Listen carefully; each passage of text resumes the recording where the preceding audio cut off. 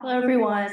Good afternoon, and welcome to today's event, Using Your Voice to Advocate for the Issues and People You Care About. We are honored to have you all here for what promises to be an inspiring and deeply important conversation about advocacy, resilience, and the power of storytelling in the pursuit of justice.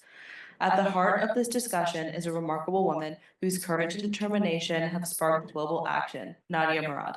Nadia is not only a Nobel Peace Prize laureate, but also a tireless advocate for survivors of genocide and sexual violence.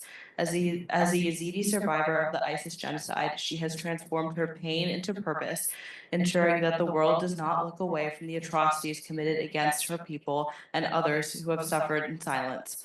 Through her organization, Nadia's Initiative, she has led efforts to rebuild communities and demand justice for victims of mass atrocities.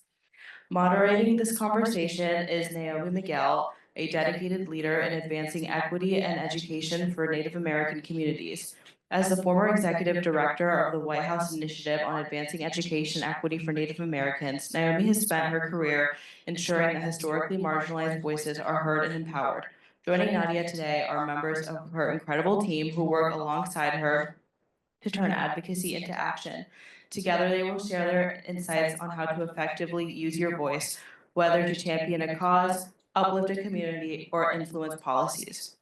This conversation is more than just a discussion, it's a call to action. Advocacy is not reserved for the few, it is something we all have the power to do in our own ways and in our own spaces. Whether through storytelling, policy, or community organizing, we all have a role to play in creating meaningful change. With that, please join me in welcoming Nadia. And a quick note, Naomi will be here in 10 minutes, so Amy will start off moderating the panel today. So please That's join right. me. Hello, everybody. I am not Naomi. But I am so excited she's coming. We can all blame Washington traffic that everybody here should be familiar with. But she's on her way. But we know your time is valuable. We know you're probably running off to class and have a million things to do, and we wanted to get right to it. I want to thank first and foremost the AU Career Center and the AU Alumni Association. And if you're here, they have some amazing information. Hi, ladies. And things for you to take as soon many of us will be alumni. And this is the best part about the collaboration with the Alumni Association. We are all Eagles. You're looking at all Eagles here. And Nadia's initiative is probably one of the best recruiting for American Eagles that I've ever seen.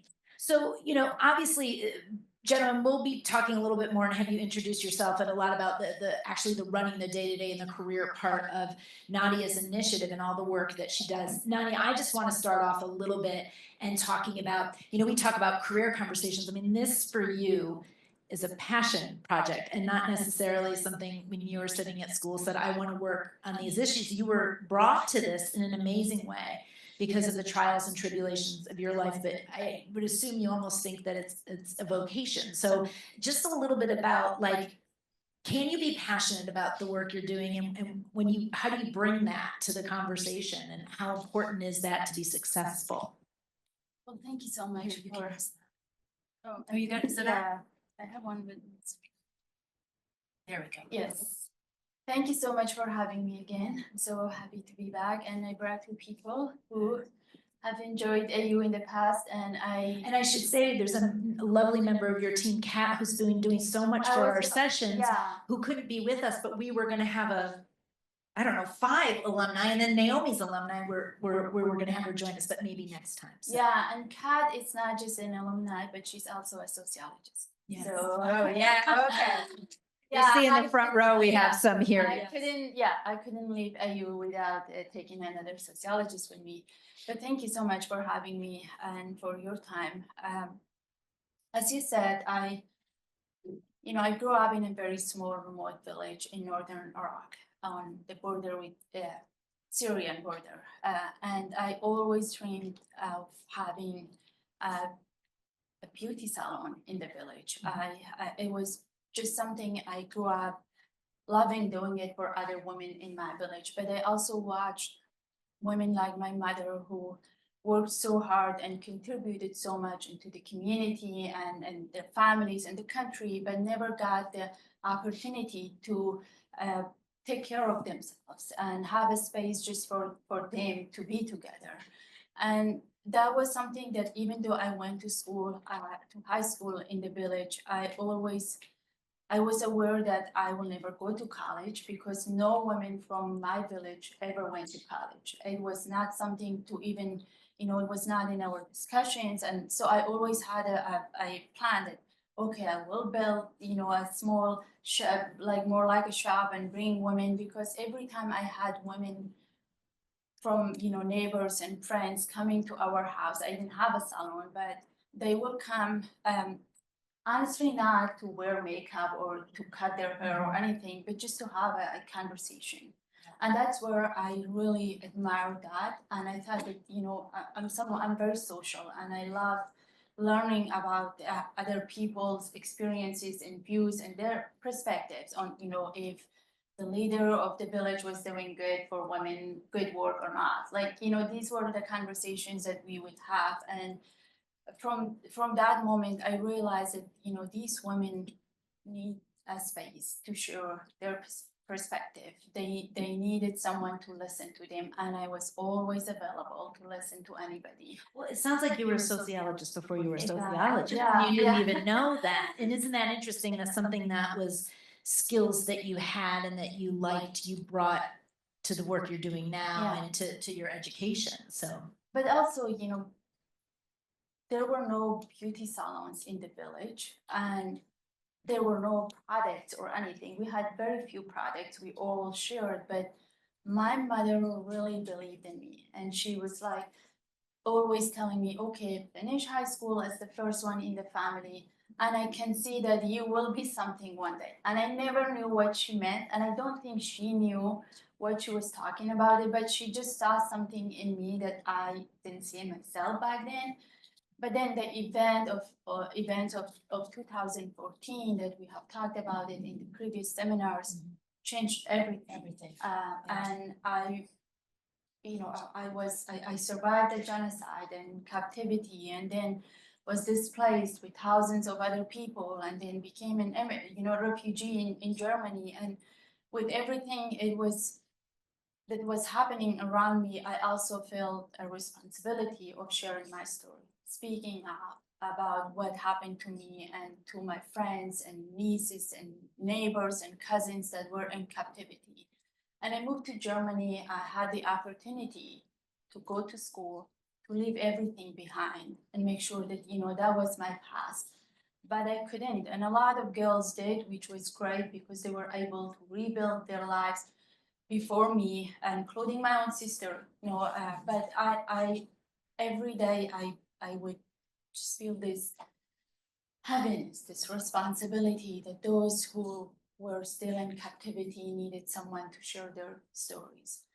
And from that moment, I started, meeting with international organizations, governments, and, journalists, and sharing my story and learning about how to be a leader in a situation like that. Because if we look back at the root causes of conflict related sexual violence and why it continues to happen in most conflicts, it's because in the past survivors were not given the opportunity to lead. They were always behind the closed doors. Share your story and I will share it with the world. So somebody else was always telling their Yes. story. And that is why it continued to happen in many places. But this was, at least in our region, it was the first time that survivors were leading, and not just me, many other survivors. And in that work, I started to know that, I'm owning my story, I'm taking control of my story and trying to tell and share something with the world that is not fun, but is important. And it became not just something, as you said, that I was passionate about, but I felt responsibility. Yeah, a responsibility.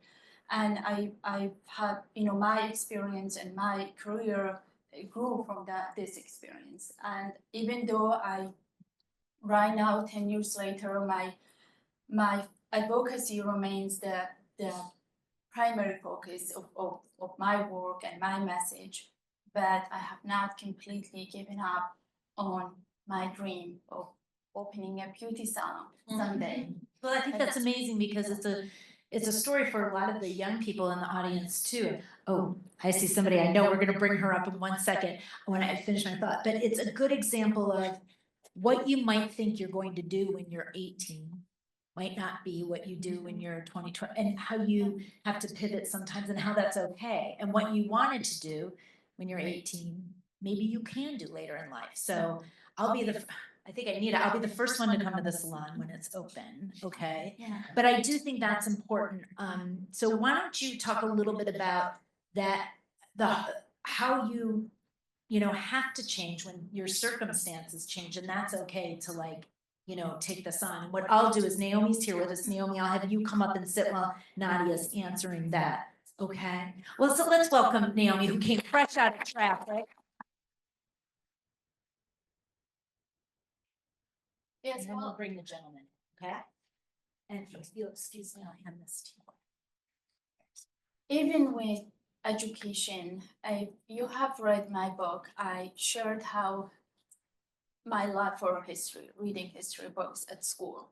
And in high school, I thought that if anyone could be a teacher after high school in the village, I will be a teacher. But I knew like you couldn't be a teacher in the village, especially as a young girl. But I loved history, history books and lessons that I learned from the Iraqi curriculum that were teaching history.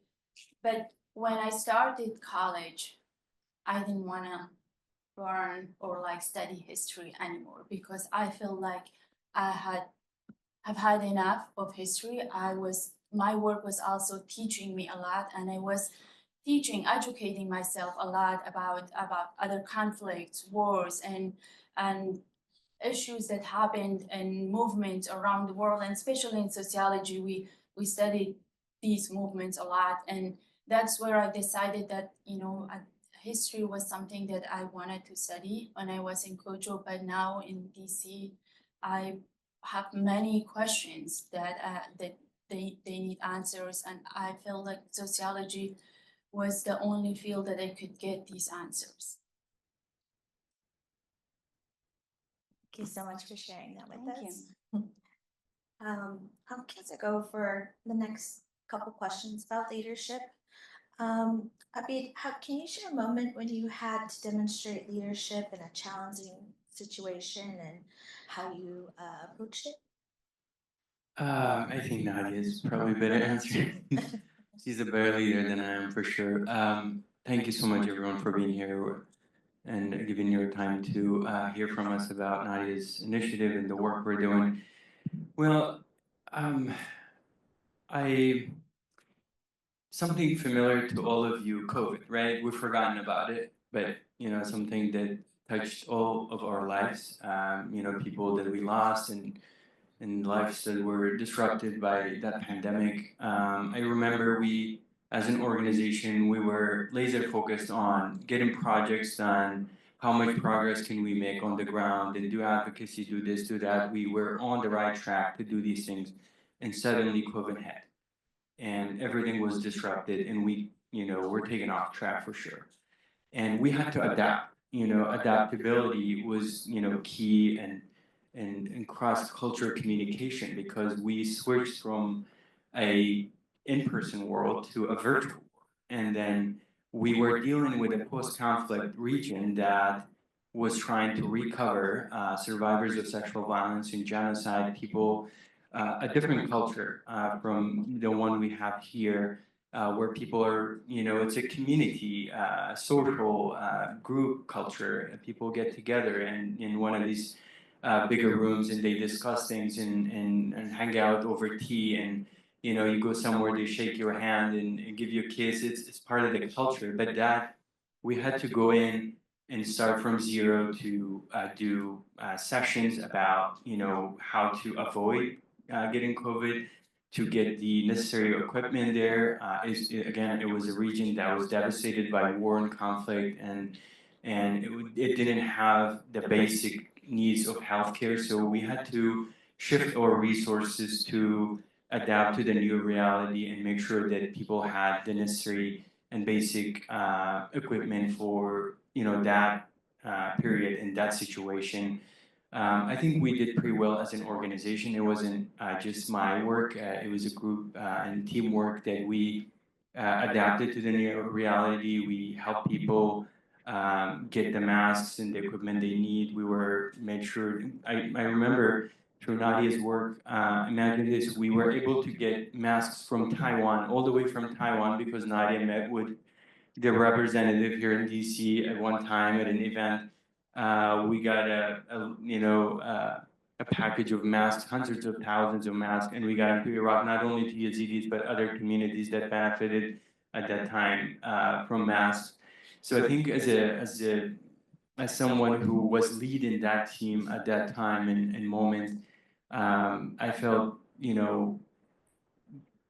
the responsibility to make sure we adapt to the current situation and to make sure we protect not only our team members but also our beneficiaries who were getting together for workshops and group discussions and project discussions. I think we did as a team a good job to meet that challenge at that time.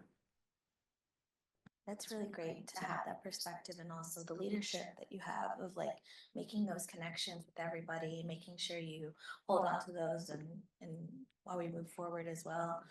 You mentioned sociology and movements. Is there a movement that inspired you or is inspiring when you're doing your work? I believe that every woman in this world is leading a movement, because every day we are dealing with new challenges. I mean, the whole world is facing different challenges, but especially women. And in the past 10 years, we have talked so many times that I've always said that if the work that I've been doing in the past 10 years, and especially in places like Iraq, if it was led by a man, it would have been so much easier. So that is something that I know that every woman every day is leading a movement. I meet women and young girls from around the world every day, and they will share their stories of what they are doing, in their communities, in their small villages, within their families, in school, their country. So that is something, it's so important, and it could not be that visible because individuals, and there are individuals or women in small villages or in countries where there are strict restrictions on women's rights, and they cannot show their faces or speak on social media publicly, but they are doing the work and they are leading movements every single day to make their communities, to make sure that their daughters are having a better life. And that was something that my mother did. She was a single mom who raised 11 children on her own. I met so many women, young girls here at AU who were also raised by single mothers, and every time they shared their stories, I could feel the connection, that even though they were talking about being raised by single mothers in the US, there was still a connection between what their mothers went through and what my mom went through, but all the way in Iraq, in a small remote village. So that is something that I learned, and I have faced many challenges in the past 10 years through this work, and a lot of the times that I had to really prove myself that I was capable of doing this work, of leading an organization, of rebuilding communities in crisis, fighting for justice, listening to survivors, leading this movement. I would say I encourage all survivors. I talk to them all the time, including relatives and family members, for all of them to share their stories. But I know that I wanted to lead. I didn't want to lead this movement growing up in Iraq, but then I found myself as part of it, as someone that was affected by. So I led this movement without planning it. And that is why you don't always plan, your career as we talk about it. Sometimes you just feel the responsibility to lead, to make sure that others are heard, that their stories are, matters, and something that, small things that people will question about your career. Are you capable? Do you think you will be able to do this work?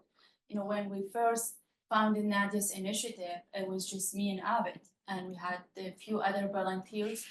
And our first project was a few months after we founded the organization, was a brand new hospital where I went to President Macron after I won Nobel, and you receive Nobel in October, the announcement, and then you receive it in December. So in between the ceremony and the announcement and the ceremony, I went to world leaders and international organizations saying, we have to do the work. Yes, I've received this award, but that is not enough. It's just a recognition.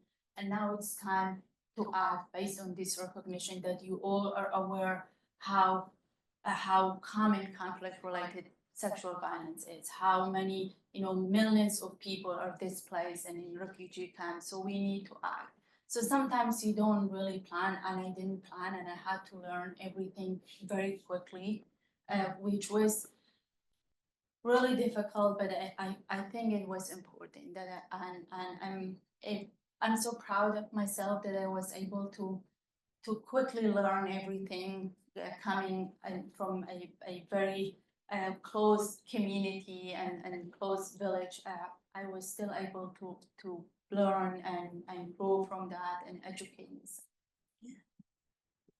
Thanks for sharing that. I really think that speaks to the strength of you, but not only yourself, but your community, and being able to show you those skills that we may not even be taught in classrooms, and that kind of speaks to the community part of it.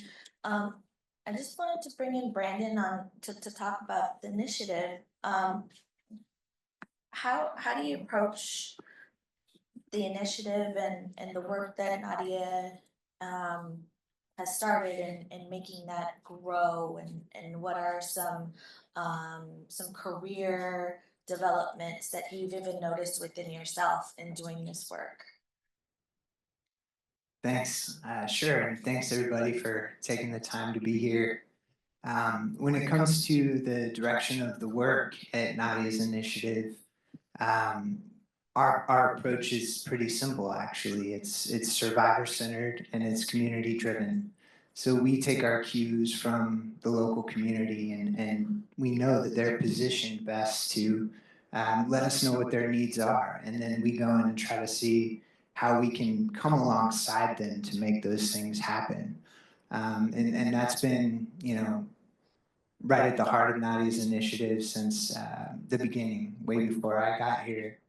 And it's continues to kind of be the bedrock principle. And of course, the organization is survivor-led, right, by Nadia, which is amazing. And the question about career development. I know this is kind of a career development session. When I was thinking about this, I think that, for me at least, the guiding principle is impact. It's what you want to do, right? Not what title you want to have, or anything like that. It's what you want to do with your time. I remember back in 2014, I was living in the other Washington, where it's really rainy, and I was teaching high school. I was a high school teacher, and I remember seeing what was happening to the Yazidis on TV. This was right at the beginning, right, when Yazidis were going to the mountain, and President Obama was speaking on TV about it, and in that moment, it was like something clicked, and I said, "Oh, I want to work on that. I want to somehow, and maybe just a small way, be a part of the response and make sure that this kind of thing doesn't happen again." And so I applied to grad school here at AU, and the next year I came out here, and during grad school, I had a chance to go to northern Iraq, and worked or volunteered at a Yazidi organization and met many Yazidis who had just fled, and they told their stories. And, you know, that is something that even today, when I get up and get to work alongside Abid and Nadia, those stories kind of just drive, you know, how I think about goals and how I think about what I want to do, and it remains the same. And so I think in terms of goal setting, that's kind of the thing that you know comes to mind, is thinking about the impact and what gets you and what drives you, and just kind of sticking with that. Thank you for that. And Abid, what should someone look for in a mentor, and how should they approach potential mentors effectively? That's a good question. I think making sure you look for people who share your the things that you care about and share your values. Looking for people who will, you know, give you the time to grow in you know, in your development, not only to share the knowledge with you, but also to will challenge you to grow. And you know, it's if you're someone in this world of you know, advocacy and helping others and conflict related sexual violence, no one better than Nadia comes to mind, right? You know, someone who has turned their, you know, story of pain and trauma into something good in this world, and helping others and helping her own fellow survivors. Um, it's um, it's a two-way relationship. You know, I'm learning from so many and people who I talk to. I always try to learn from them more than I think I learn from them always more than they learn from me. And that's not easy. You know, listening to others is not as easy as it sounds, and that's something I always strive to do, to listen to others and take in their knowledge, and so that I can grow my own and share with others. Yeah. Thanks for that. And Nadia, for you and in your story and in your life, who are the mentors that you've found along the way, and what are some pieces of advice that you've really taken into heart in the development of your work? You know, in the first few years of my advocacy, I didn't have any mentors, to be honest. I was able to watch people on YouTube, women who've made change and other leaders, and I was trying to learn, but at the same time, I was also bringing what my mother taught me, you know, growing up in Kojo, in Iraq. Other women in the village who taught me a lot. You know, I was surrounded by really strong women who never went to college, or, you know, not even, never had any form of education, but they were so talented, and they built communities, and they raised tens of children, and so that was something that I didn't have a mentor, but I was always trying to reflect and to bring those values into my work and my career. But I would also try to go to Iraq, for example. The moment Iraq was liberated from ISIS, I went back, and I met so many women who lost their, you know, entire families, and were there on the border waiting for their homes to be clean of mines, so that they could go and look for the remains of their loved ones. So there were women who were fighting with their stories. You know, their only weapons were their stories. Women who were trying to tell ISIS and like-minded groups that we will be back, no matter what, we will be back. And something that I also mentioned during the last seminar was, you know, ISIS plan, for example, for my mother and women like my mom, who they all killed them because they were so afraid that if these women survive, they will be able to rebuild this community. So there were many women, strong women, who were around me and who raised me But then in at the beginning of this work, of course, it's different, advocating and traveling the world, talking to world leaders.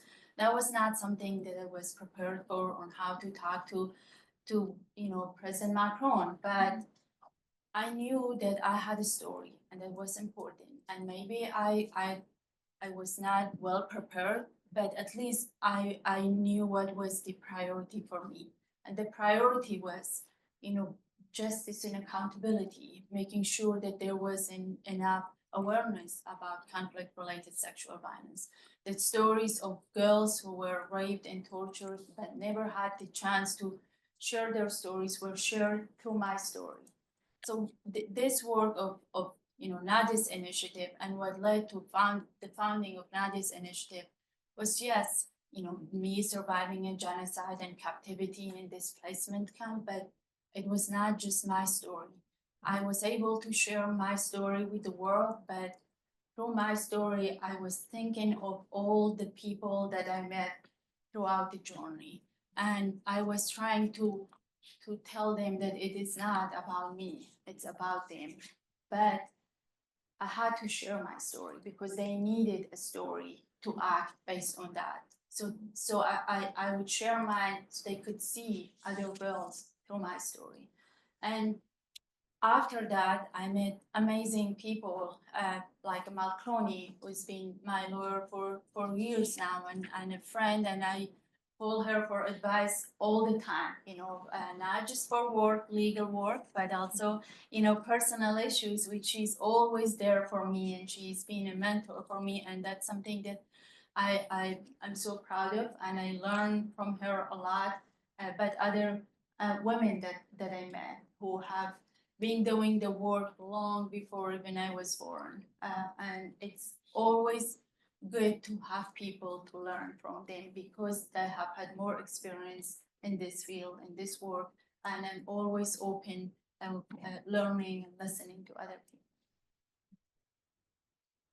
I think that's really great to always be open to learning and learning new things. Are you a mentor to others? And if you are, do you share what kind of advice do you share to your mentees? I think I want to always share, what I've learned throughout the way. But I do like to be a mentor to my nieces, who I have many nieces, and every year I try to find time to go to them, and they're all young minors, and I try to share the lessons that I've learned with them. And when I graduated after the ceremony, I immediately left for Germany, where I took my uh, regalia and everything, and I shared with them, and they were obsessed. And they have for the first time they all had a photo of me in their houses, and I've met many people. They've never asked me about how was it meeting Dua Lipa receiving Nobel, or even though they like music, but they were just so eager to learn about college. Is it true that it's like this and that? So I was the first one in my family I'm the first one to graduate college. So it's something that I was so happy and proud to share with them. And with students, I didn't share much during my time at AU, but something that I enjoy a lot is teaching as a visiting scholar at different universities, where sometimes in just smaller groups where you find the most powerful stories, because we all are not always comfortable sharing what we think and how we feel in front of a bigger group. But I have never left a room or a conference or anything without at the end of the meeting, someone will come up to me and share their story, their perspective of this work. And that is important. That is something I enjoy a lot, and I hope to be able to do it and give my time. I think advocacy, being an advocate, is about giving. You have to be ready to give your time, to sacrifice a lot. You will travel from one place to another. you will have to listen to people, people even that will come up to you and say that, they disagree with what some parts of your work, and you have to be open to listen to them and give them your time, and that is something that I'm really good at it. I think it also goes back to when my mom taught us that we were so poor, and yet we were always giving to other people, the yogurt that we made from our sheep or vegetables we made from the farm. So you're never, you all have something to give, and it could be, in your community or to the world, but I firmly believe that everyone in this room and outside of this room has something to give to the world to make the world a better place. I was nodding and smiling a lot of what you were saying, because a lot is true for my culture as well and my tribe of the idea of giving to others, and also Without expecting. exactly, You know, and yeah. not it being monetary. It could even be as easy as visiting, stopping by. Like I used to go down, and when I was little, I would visit all the elders. I mean, they gave me candy, but but that sense of community. Yeah. And I think that's something, at least I've been seeing in my village, is not as quite there as I would have liked it to be. Yeah. What are ways that you and your work, and even with Nadia's initiative and co-founding, that you've been able to really look and view community as being part of that developing in your work? Finding your community is so important. Being a part of a community is so important. And it could be a small group of students here at AU, right? And we all, when we start the college and when we start something, we're looking for a community, because it's so powerful to have that group, people who believe in you, who support you, who are always there for you. And it took me a while to, even though I have a family that is very supportive, my nieces and nephews, my husband, sisters, who are all always there for me. But at the same time, my community was very supportive of me. A lot of them were very supportive, and opened the door really for me, for women, for the first time in our community, to take the lead, to say, going to them, for example, meeting these leaders of small and big villages, and telling them that we need a sports center for women and girls, because they are coming up to me asking for that. A lot of girls who were displaced for a decade in these camps, they really wanted to be able to find their community, small group of girls, through sport. And sport was not something popular in Iraq, and especially in Sinjar and remote towns, but also opening a women's center, building a women's center that was challenging, more challenging than or building a brand new hospital, because there is always ways to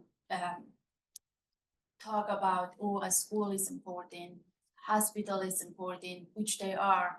But when you talk about new ideas for women and girls in I would say Iraq, or not only Iraq, in many places, it is always challenging. It's challenge could be, people from the community would say, oh, I don't know, I don't want my, my female family members to go. I don't know what will happen in that center. Or donors that would say, well, I'm not sure if you could succeed in, if you could succeed in Iraq in like building a women's center. I'm not sure about that. But you have to try, Of course, it would have been easier if there were women's center before, but there were not. And that's why in Nadia's initiative, and I think in other organizations too, it's one of the biggest challenges was always finding the support for new ideas and projects for women. And that was never my idea, never, just based on my story. But for me, going back to these places, talking to women and girls, and that's what they wanted. So it's really important to find your community. I'm someone that I found my small community at AU. And in Germany, where I felt first moved there, and my social worker, the one that was supporting me, my sister, she took us to other people, other refugees, so we could find a small community of refugees who made it to Germany before us, so they could teach us something on how to integrate and how to learn the language. But in work too, it's important. Having a community of supportive allies, it's always important because the work is challenging, and you always need supportive allies to make sure that you can continue the work. That's a great segue, and I think I'm gonna throw this question to Abid and Brandon. When we're talking about allyship in this work, what are some of your personal or career I want to say highlights, but I don't think that's the right word, like a value. What are those values that you feel are important in allyship?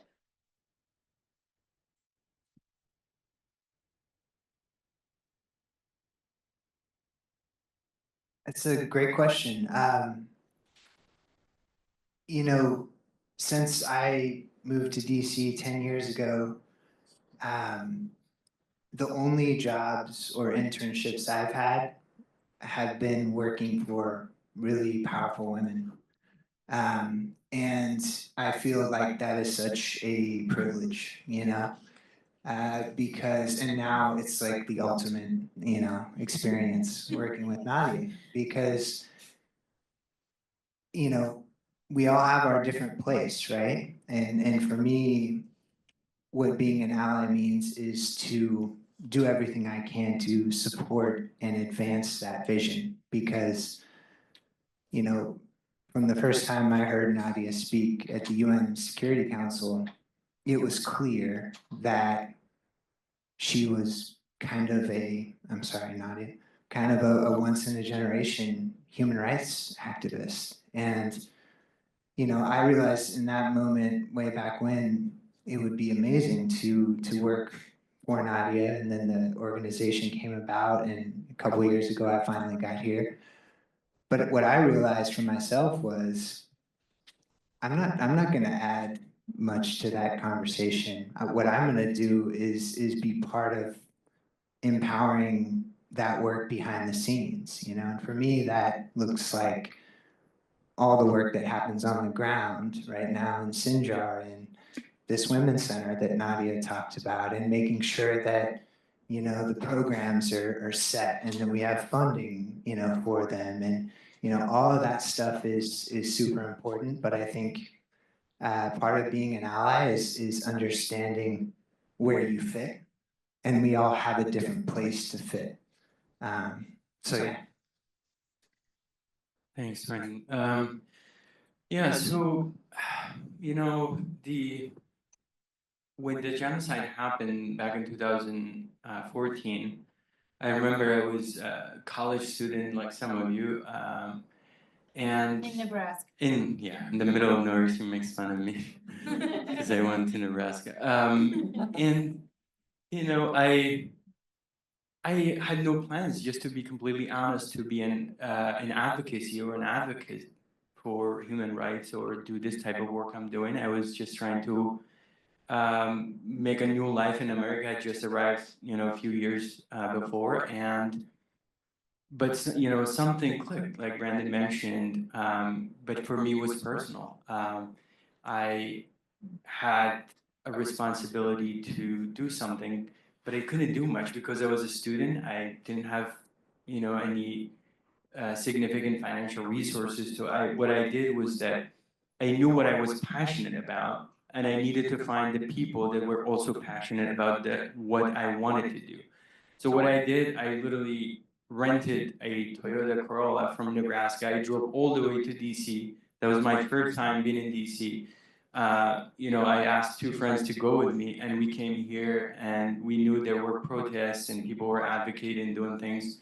And I stayed here for weeks, some motel in Virginia, and coming to right outside the White House every day, trying to find others without planning, without, knowing to do the work that I would be doing and I'm doing now.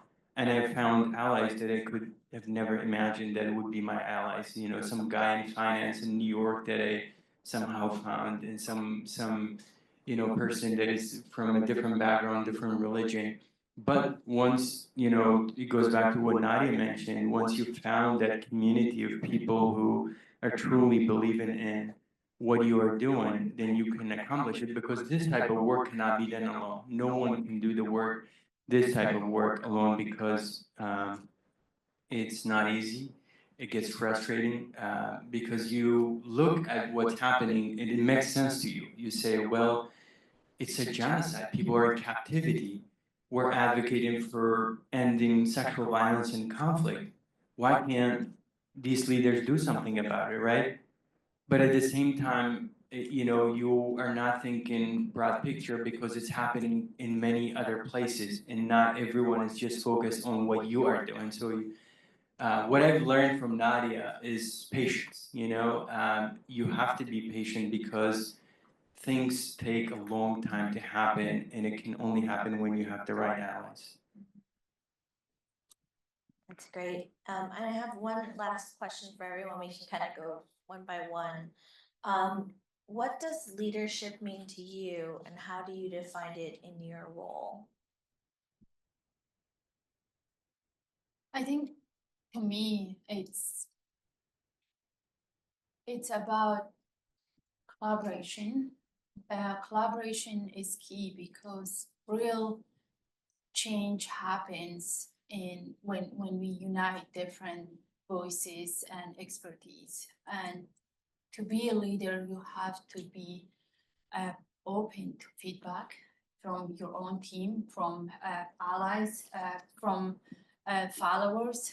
To be a leader is not just about having a few thousand or millions followers on social media. To be a leader, you have to know your values, your passion, and you have to be open to other perspectives and views. And sometimes when I think about leadership, I do think about leaders that I grew up around, for example, in the government in Iraq or in small villages. And there were always those who were in their own bubble and never really did good for their village, because they always were listening to the same people around them. And then you had other, for example, villages, and there was even bigger villages, poorer, but they were always making progress. They were always doing better, because they were open to outside perspectives. They were open to feedback from everyone in the community. And that is something that we try to do, not this initiative, but also in my work. And to be a real leader, I think you have to always remember that it's never, learn and keep learn. You have to keep learning. It's just because you won Nobel, or you met one of the most powerful leader, or you built a hospital, or you graduated from college, you still need so much more to make it there. It's never enough. And that's why I came back to school, and I tried my best to learn English, started from zero, because I knew that, okay, I won Nobel, I have done hundreds of projects on the ground, I've met so many people, but there's so much more. I want to be able to communicate. I want to be able to talk to people and show that I am capable, that I can do so much more. So you have to keep learning. It's really important, whether in school or from allies, friends, or educating yourself and on social media, or finding your community even on social media. It's important. So that is, for me, it's really important that I continue to learn to be the leader that I want to be. So I'm not there yet. Brandon? Yeah, in addition to all of what Nadia mentioned, I think another part being a leader is understanding how to empower those that are around you. So if you're leading a team, being able to see what each person brings to the table and encourage them to lean into that and help them see how they fit within the broader whole. I think that's a big part of leadership. And to do that, you have to be able to build trust with people. I think trust is such an important component of leadership as well. And the last thing is just, being willing to take risks. Like Nadia mentioned, I mean, the work that she's done, the work that Nadia's initiative has done, some of it is more straightforward, building schools, building hospitals, and all those things are so important. But to be able to say, we're going to build a women's center that's the first of its kind in northern Iraq, or we're going to build a genocide memorial in the heart of Sinjar, requires a certain appetite for risk, because there's going to be obviously many people that may not come on board right away or ever, and being able to have the vision and the resolve to keep going despite that. I think that's something that I've learned, from Nadia, and I think it's an important, component of being a leader. I think it's about also, having the courage to do what is not within the popular opinion a lot of times.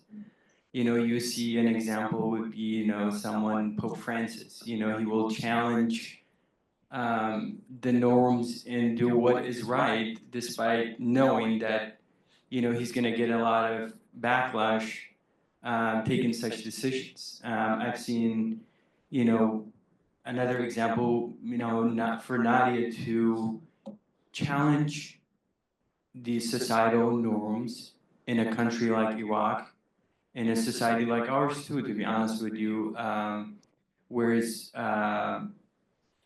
masculine, where it's tribal in a region, and to talk about, sexual violence and rape, and challenge a group like ISIS. That's courage. And I think not all of us can be in that position, of course. And I think the other example would be that some of what Nadia mentioned, to build on that, is that I grew up in Iraq under Saddam's regime, and I, saw he set up like a patronage system throughout Iraq, and those leaders still, they um, take advantage of religious division, societal divisions, to build on their profiles and always come on top. And obviously you see some of that here in a different way on the way people think about different issues in the society.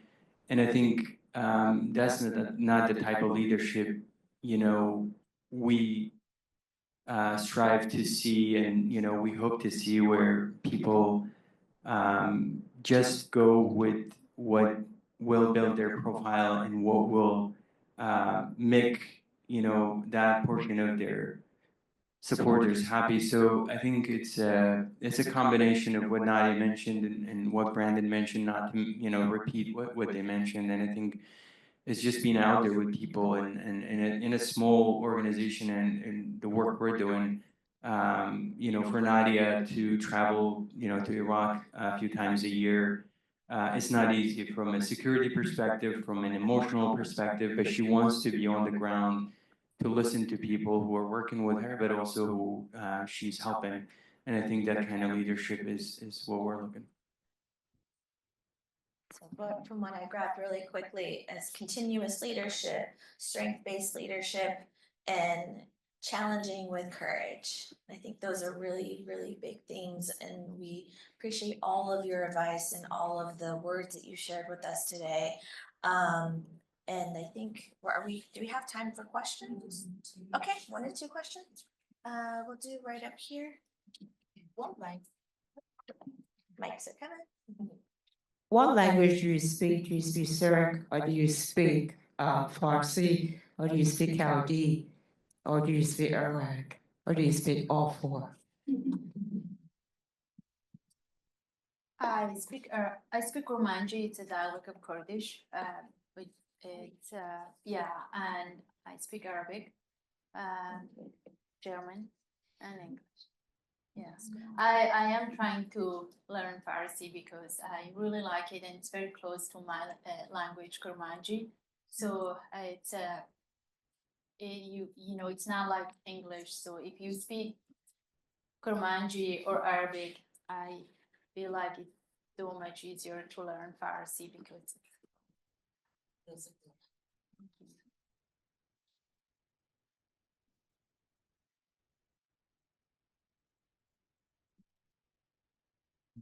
So I feel like we've seen at a national level in the past couple of months and I mean years, I guess, but more intense in the past couple of months, this kind of masculinist, anti-feminist reactionary political wave, and that especially asserts itself around gender-based and sexual violence. Do you feel like you experience some of that similar backlash at the international level that you work at, whether it's regarding conflict-based sexual violence or sort of more interpersonal sexual violence? Like, do you feel like there is more and more reactionary backlash to it these days? And if so, could you talk a little bit about strategy that you take on when trying to confront that? Look, there are always backlash. And if you look at, for example, conflict-related sexual violence, it was not a long time ago that it was recognized as a war crime. And all other, you know, killing and destruction and other things that are war crimes, and rape was not. And it was because even though men too experience rape during conflict, but it is mostly seen as something against women. And that is why it took the international community a long time to recognize it as a war crime. And just because, you know, right now we feel like it's so close to some of us, the issues that are happening, that doesn't mean they're new. In many countries, they're very old. In many countries, you know, generations of women have fought for their rights, and you know, throughout history, and a lot of them, you know, have not made it any close to what they've been fighting for.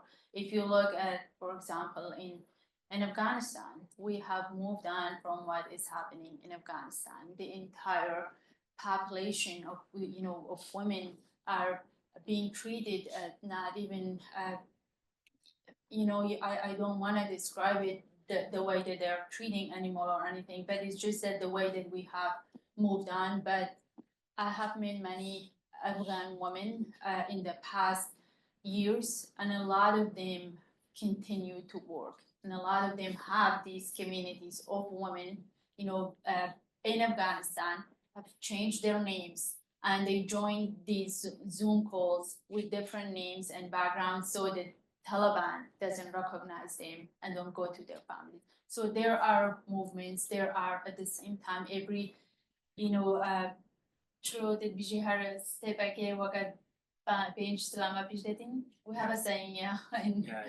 Every step forward, there are forces that push you a few steps back. Back, yeah. But you have to, we have to keep fighting because it's not new, and there are always forces, like Abid said, through all tradition, religions that are trying to push us back, and that we have to keep fighting.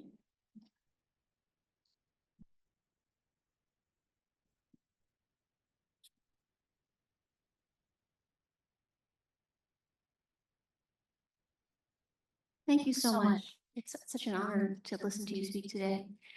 I was wondering, like, what is something that you wish people knew about survivors?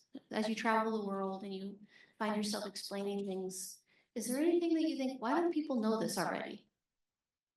About Survivors. Yeah. Well, I think for me, I always want people to know that I'm not just a story. You know, when I leave this event, I go home and other things that I do. And when I came to college, I discussed with, my family and my advisor and the university that I didn't want to be recognized here. I didn't want the college to tell the university to tell the students and the faculty, even though I did share with many of them. But something that I was always worried about it is that if in a class, and especially in sociology classes, if I give my opinion on something, it will be because of my story. And we talked about these, issues of rape and violence and many things that I do in my work that we covered in sociology, different courses.